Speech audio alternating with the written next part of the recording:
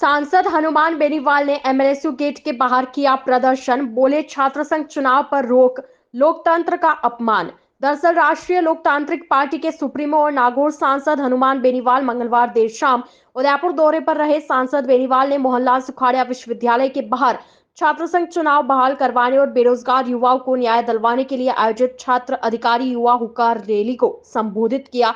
इस अवसर पर सांसद बेनीवाल ने 14 सितंबर को जयपुर के विद्याधर नगर स्टेडियम में आयोजित होने वाली छात्र अधिकार युवा हुकार महारैली में अधिक से अधिक संख्या में आने का आह्वान किया। बेनीवाल ने कहा, राजस्थान सरकार का छात्र संघ चुनाव करवाने पर रोक लगाने लोकतांत्रिक व्यवस्था का अपमान है। सांसद ने कहा कि छात्र राजनीति से आगे बढ़ने वाले नेताओं से भाजपा और कांग्रेस दोनों को पीड़ा है।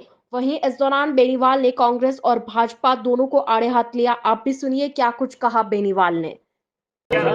देखिए, मैंने यही कहा था कि आज उनका एक बयान चल रहा था कि 1-1.5 बीघा 2 बीघा जमीन बेच के 4 स्कॉर्पियो लेकर लोग नेता बन जाते हैं जो नई पार्टियां थी। ऐसे बयान उनको शोभा नहीं देते, क्योंकि आज उनकी जो पॉपुलरिटी राजस्थान में वो राजस्थान के जवानों के कारण ही है।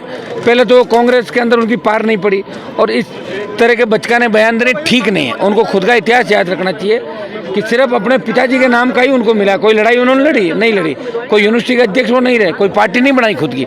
ये मेरा कहना था कि उनको ध्यान रखना चाहिए, बच्चों के खिलाफ इस तरह के बयान उनको नहीं देने चाहिए। इन बच्चों ने ही इनको मतलब जो पॉपुलरिटी थी सर वही सचिन पायलट, कोई नहीं पूछ रहा, 2 महीने बाद कोई नहीं पूछेगा।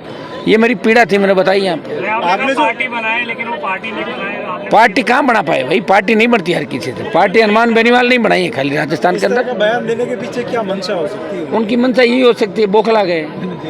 पहले बीच में तो कहते थे सीएम हाउस आओ कॉफी पिलाऊंगा, हर किसी को कहते फ़ोन करके कि मुख्यमंत्री हाउस आओ मैं कॉफी पिलाऊंगा आपको, सीएम बन गया। बीच में ऐसी तरह बातें करने लग गए थे, बन नहीं पाए। तो उनकी पीड़ा, हम क्या करें उसके अंदर यार। हमने तो मदद की उनकी 2 बार, उनके कहने से कुछ नहीं होता। नहीं मेरी भी तो नहीं है, नहीं मैं तो पुरानी पार्टी है राजस्थान। अच्छा, राजस्थान में तो पार्टी एक ही हुई है, आज तक बनी नहीं कोई पार्टी बन के मान्यता राजस्थान में पहली पार्टी आरएलपी को ही मिली है। दूसरी जो भी नेता पार्टी लाए थे, आपको पता है कि पहले भी नई पार्टी के नाम की बात करते थे, उनकी पार्टियां पुरानी निकली। ध्यान है कि नहीं आपको? इतिहास के अंदर चले जाएं, जो मेरे साथ कई नेता घूम रहे थे वो भी पार्टी की बात, उनकी पार्टी नहीं थी, वो पार्टियों के मालिक दूसरे थे।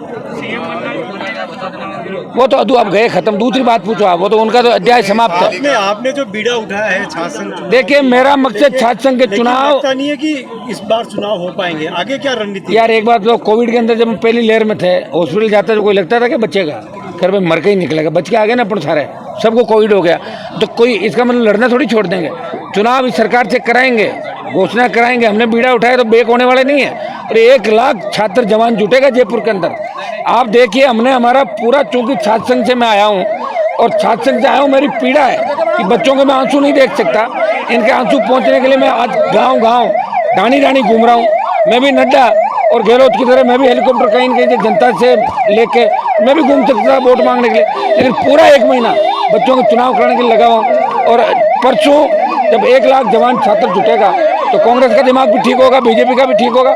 दोनों पार्टियों ने मिलकर छात्र संघों का गला घोंटा है और पायलट की मौन सहमति इस ओर इंगित करती है कि अब उनका कोई विजन नहीं रहा राजस्थान के अंदर। भाजपा परिवर्तन संकल्प यात्रा निकाल रही है। अशोक गहलोत दावा कर रहे हैं कि हम सरकार रिपीट करेंगे, और प्रदेश में अब जो सनातन के ऊपर जो बयान दिया, दोनों पार्टियां राज में नहीं आएगी। पिछली बार भी आरएलपी ने कांग्रेस को वेंटिलेटर पर धकेल दिया था और बीजेपी को 70 पर डाल दिया था। इस बार राष्ट्रीय लोकतांत्रिक पार्टी मजबूत दल उभर के आएगा।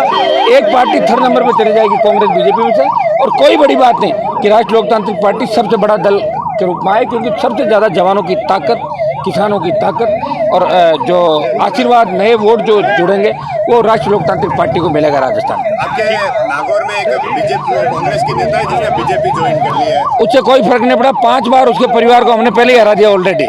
जमान जब तक वो ईडी की रेड उसके वहाँ हुई थी ससुराल पक्ष में, इंडिया बुल्स जो आपने अगर सुनी, बहुत बड़ी कंपनी है, बहुत बड़ा घपला घोटाला किया। आजकल में आपको बात आ जाएगी। तो उसके ससुराल पक्ष को जब जेल में डालने की बात आई तो डर के मारो भारतीय जनता पार्टी के अंदर चलेगी। वहाँ कोई 5 वोट का असर नहीं पड़ने वाला उससे। ठीक।